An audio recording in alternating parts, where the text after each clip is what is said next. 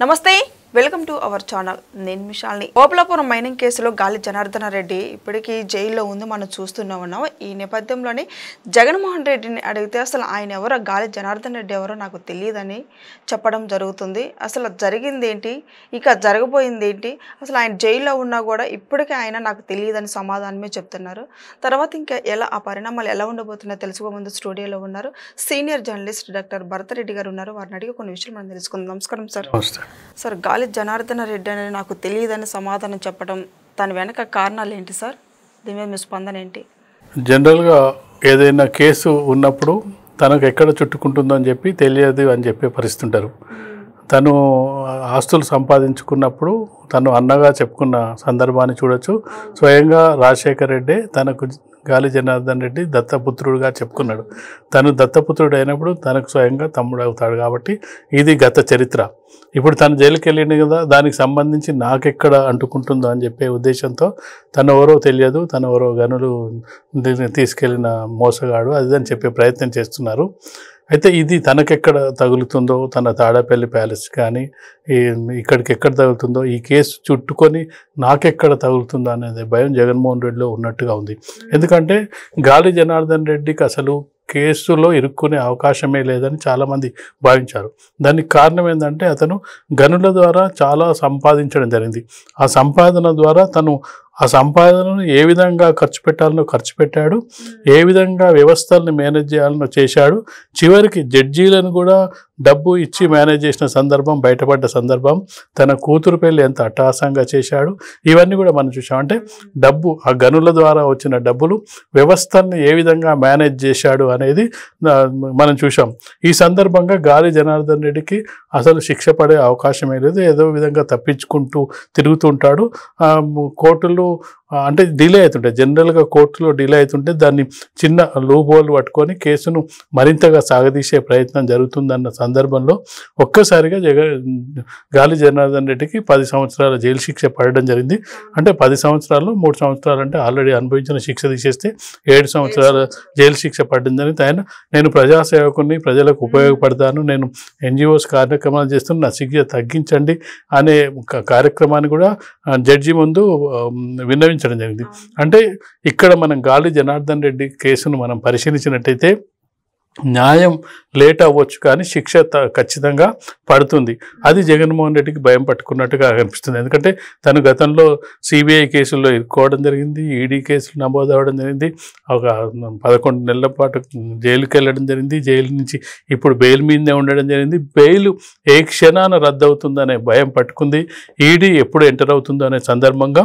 గాలి జనార్దన్ రెడ్డి లాంటి వ్యక్తికే మరో విధంగా చెప్పాలంటే గాలి జనార్దన్ రెడ్డి ఒక విధంగా బీజేపీ ప్రభుత్వానికి చాలా దగ్గర వ్యక్తి గతంలో బీజేపీలో పనిచేయడం జరిగింది బళ్ళారి ఆ ఏరియాలో తన డబ్బులను ఖర్చు పెట్టి భారతీయ జనతా పార్టీని గెలిపించడం జరిగింది అంటే ఇటీవల భారతీయ జనతా పార్టీకి దూరం అయినప్పటికీ ఆ సంబంధాలు భారతీయ జనతా పార్టీతో కొనసాగుతూనే ఉన్నాయి అయినప్పటికీ తనకే శిక్ష పడ్డ సందర్భంగా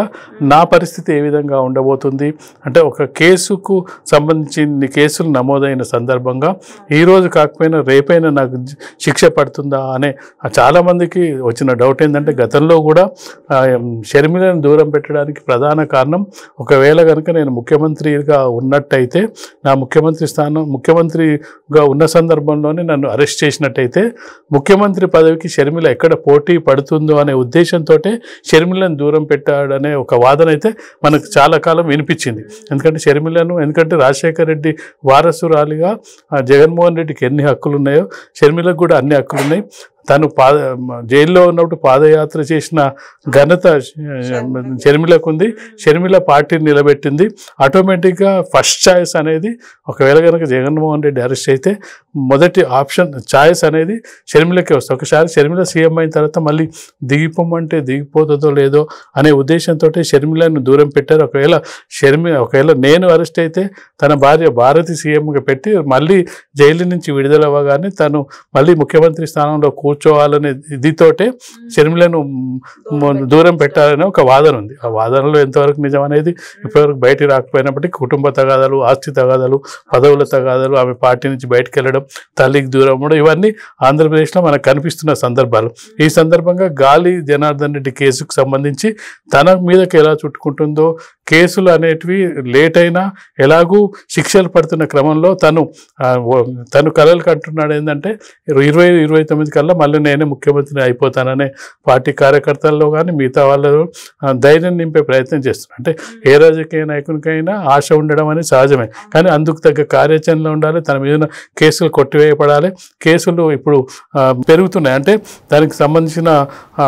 బెయిల్ రద్దే అవకాశం. ఇలాంటి సందర్భంగా ఏం చేయాలని పాలుపోని స్థితిలో మరొకసారి పాదయాత్ర చేయాలని చెప్పి నిర్ణయించుకున్నాడు అనే వార్తలు కూడా వెలువడుతున్నాయి. మరి చూసుకున్నట్టయితే ఇప్పుడు జగన్మోహన్ రెడ్డి మరి పరిస్థితి ఏంటి సార్? ఇప్పుడు తర్వాత ఆయన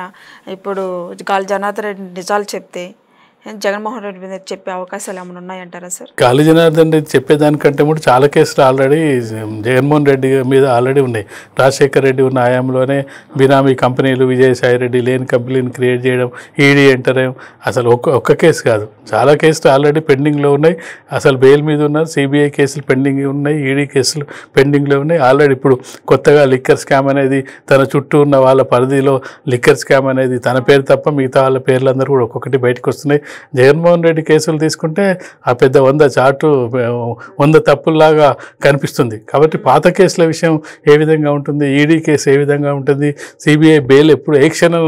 సిబిఐ బెయిల్ రద్దు చేసిన మరుక్షణం అరెస్ట్ అయ్యే అవకాశాలు ఉంటాయి. కాబట్టి ఈలోపు గతంలో కూడా అరెస్ట్ చేస్తారు అనుకున్న సందర్భంలో పాదయాత్ర చేశారనే అపోహ ఉన్న సందర్భంగా ఇప్పుడు మళ్ళీ పాదయాత్రకు సంబంధించి చర్చ వైసీపీలో జరుగుతుంది. జగన్మోహన్ రెడ్డి మరొకసారి పాదయాత్ర చేస్తారనే చర్చ. అంటే సిబిఐ నుంచి తప్పించుకోవడానికి, అరెస్టుల నుంచి తప్పించుకోవడానికి ఇటీవలి కాలంలో మనం చూసుకున్నట్లయితే వైసీపీ నాయకులందరూ కూడా అరెస్ట్ సందర్భంగా ముందస్తు బెయిల్ తీసుకోవడమో, లేకపోతే తప్పించుకొని పారిపోవడమో, లేకపోతే కనపడకుండా వెళ్ళడమో, అదృశ్యమైపోవడం, ఇవన్నీ జరుగుతున్న సందర్భంలో రేపు ఒకవేళ జగన్మోహన్ రెడ్డి మీద ఎలాంటి పరిస్థితి వస్తే అతను ఏ విధంగా ముందుకెళ్తాడు, అతను ఏ విధంగా స్టెప్ తీసుకుంటాడు అనేది కూడా ముందు తెలిసే అవకాశం అయితే కనిపిస్తుంది. Thank you sir.